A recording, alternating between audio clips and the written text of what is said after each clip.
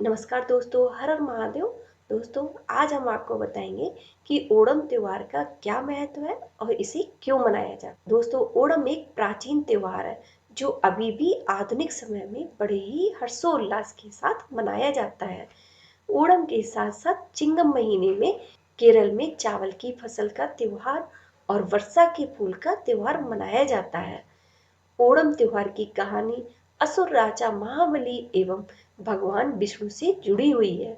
लोगों का मानना है कि ओणम त्योहार के दौरान राजा महाबली अपनी प्रजा से मिलने, उनके हाल चाल खुशहाली जानने के लिए हर साल केरल राज्य में आते हैं। राजा महाबली के सम्मान में यह त्योहार मनाया जाता है। दोस्तों, अब हम आपको ओणम पर्व से जुड़ी कथा के बारे में बताने जा रहे हैं। महाबली प्रहलाद के पोते थे। प्रहलाद जो असुर हिरण्यकशिप के बेटे थे, लेकिन फिर भी वे विष्णु के भक्त थे। अपने दादा की तरह महाबली भी बचपन से ही विष्णु भक्त थे। समय के साथ महाबली बड़े होते गए और उनका साम्राज्य विशाल होता चला गया। वे एक बहुत अच्छे पराक्रमी, न्यायप्रिय, दानी, प्रजा का भला सोचने वाले राजा थे। महाबली असुर होने के बाद भी धरती एवं स्वर्ग पर राज किया करते थे। धरती पर उनकी प्रजा उनसे अत्यधिक प्रसन्न रहती थी। वे अपने राजा को भगवान के बराबर दर्जा दिया करते थे। इसके साथ ही महाबली में घमंड भी कहीं ना कहीं आने लगा था। ब्रह्मांड में बढ़ती असुर शक्ति को देखकर बाकी देवी देवता घबरा गए। उन्होंने इसके लिए विष्णु जी की मदद मांगी। विष्णु जी इसके लिए मान जाते हैं। विष्णु जी महाबली को सबक सिखाने के लिए सभी देवताओं की मदद के लिए माता अदिति के बेटे के रूप में वामन बनकर जन्म लेते हैं।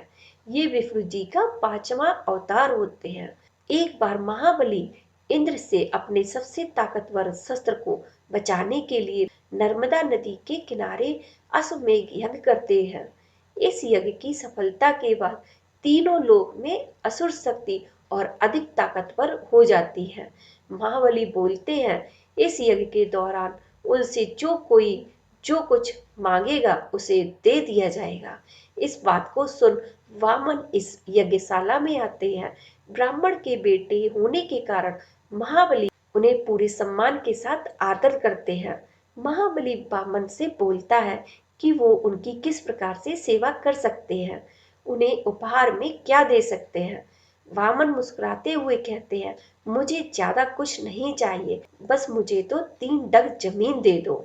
ये बात सुन महाबली के गुरु समझ जाते हैं कि ये कोई साधारण बालक नहीं है। वे महाबली को उनकी इच्छा पूरी न करने को कहते हैं, लेकिन महाबली एक अच्छे राजा थे। वे अपने वचनों के पक्के थे। उन्होंने वामन को हाँ कर दिया। महाबली वामन को अपनी इच्छा अनुसार भूमि लेने के लिए बोलते हैं। ये बात सुन वामन अपने विशाल रूप में आ जाते हैं। उनके पहले कदम में सारी धरती समा जाती है। उनके दूसरे कदम में स्वर्गलोक आ जाता है।